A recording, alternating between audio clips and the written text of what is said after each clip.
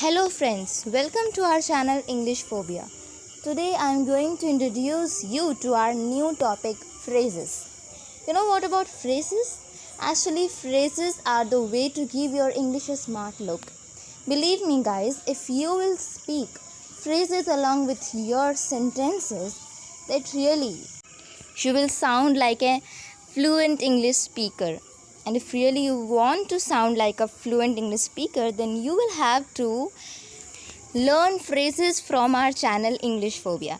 And not only phrases, there are so many terms which are very important in learning English, like vocabulary, common sentences, and the sentences which should be spoken on particular situations. Okay, then everything related to English is available on our channel. The different ways of learning English and also the different terms which are important to be learned are available on our channel. So you have no need to find anything anywhere. You will have to just visit our channel, and whatever you want to learn, you have to just open it and watch it. They are just of 10 minutes or 12 minutes.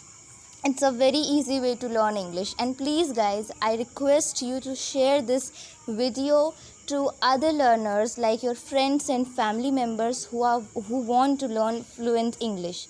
And also they can use the daily life sentences which can be spoken in daily life. And the daily life sentences is also available on our channel. You can see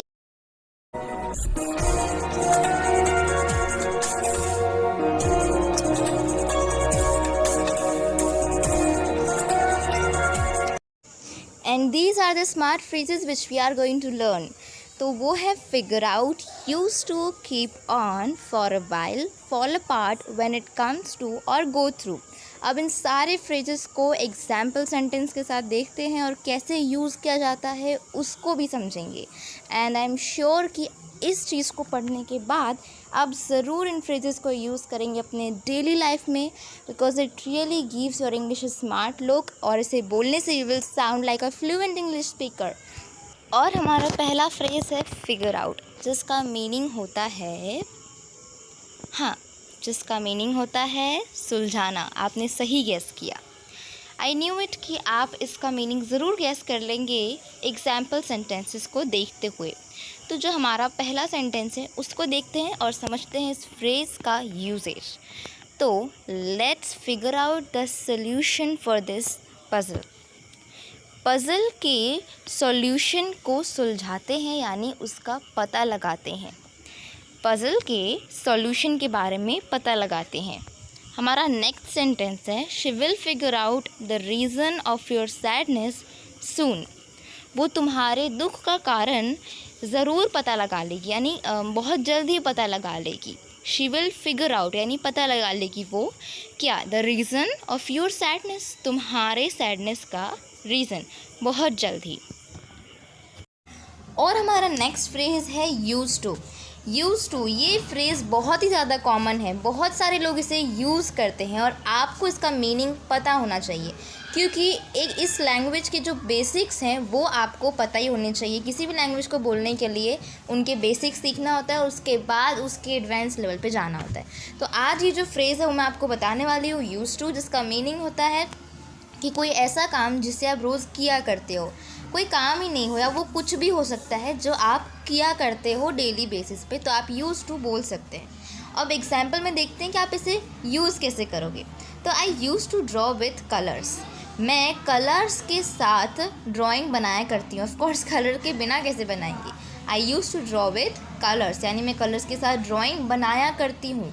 बना रही हूँ नहीं, बनाया करती हूँ यानी हमेशा बनाती हूँ. तो अब आपको समझ में आ गया होगा आई थिंक. लेकिन अगर आप चाहें तो आप नेक्स्ट एग्जाम्पल भी देख सकते हो. She use to exercise daily. She used to exercise daily यानी वो रोज़ एक्सरसाइज किया करती थी.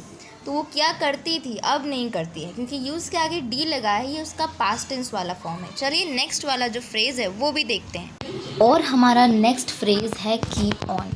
कीप ऑन का मीनिंग होता है ऐसी चीज़ जो आप करते रहते हैं, यानी आप उसे छोड़ते नहीं हैं, आप उसे रेगुलरली कंटिन्यू रखते हैं, मीन्स करते रहते हैं। कीप ऑन का इस फ्रेज़ का मीनिंग ये है और ये बहुत ज़्यादा यूज़ होता है। सेंटेंस को देख के समझते हैं कि इसका मीनिंग और इसका यूजेज जो होता है वो कैसे करते हैं। तो why you keep on showing off your expensive dress. So why you keep on showing off your expensive dress, इसका मीनिंग होता है कि तुम अपनी महंगी ड्रेस की जो शोइंग ऑफ तुम कर रही हो, शो ऑफ कर रही हो, दिखावा, यानी वो क्यों हमेशा करती रहती हो। Why you keep on showing off your dress, यानी अपनी ड्रेस का दिखावा क्यों करती रहती हो। तो कीप ऑन को ऐसे यूज़ करते हैं। नेक्स्ट एग्जाम्पल वाला भी सेंटेंस अगर आप चाहें तो उसे भी रीड कर सकते हैं। By the way I think कि आपको इस सेंटेंस से समझ में आ गया होगा। चलिए नेक्स्ट वाला फ्रेज़ देखते हैं। And our next phrase is for a while. ये वाला फ्रेज़ भी आपको एक बहुत ही स्मार्ट लुक देगा अगर आप इसे बोलोगे, और बिलीव मी ये तो सबसे ज़्यादा ईजी है।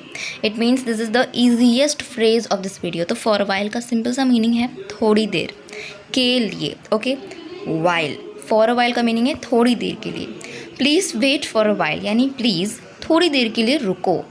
गो and watch TV, for a while जाओ एंड वॉच टीवी, यानी देखो टीवी, फॉर अ वाइल यानी थोड़ी देर के लिए। सो फॉर अ वाइल आप फ्रेज़ ज़रूर यूज़ करें अपनी डेली लाइफ में। वीडियो देखना ही इनफ नहीं है, अगर आप वीडियो देख रहे हो तो हर चीज़ को लर्न करो एंड उसे यूज़ भी करो ताकि आप इंग्लिश में इम्प्रूव कर सको। और हमारा नेक्स्ट फ्रेज़ है फॉल अपार्ट। तो फॉल अपार्ट ये जो फ्रेज़ है इसका मीनिंग होता है टूट के बिखर जाना, यानी अब इसका जो रियल मीनिंग है वो भी आप यूज़ कर सकते हो, नीचे गिरना एग्जैक्टली और टूट के बिखर जाना, या फिर इसका जो दूसरे टाइप का जो मीनिंग है वो भी आप यूज़ कर सकते हैं, यानी किसी दोस्ती, किसी रिलेशनशिप, किसी फीलिंग या इमोशन का टूट जाना, ख़त्म हो जाना। चलिए सेंटेंस देखते हैं, आपको पता चलेगा। दो टाइप के मीनिंग होते हैं।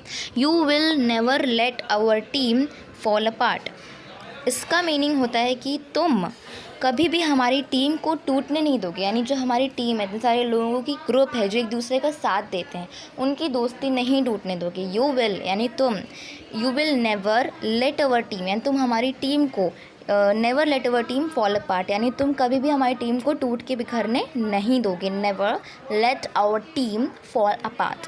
तो हमारा नेक्स्ट सेंटेंस है माई नेकलेस फॉल अपार्ट।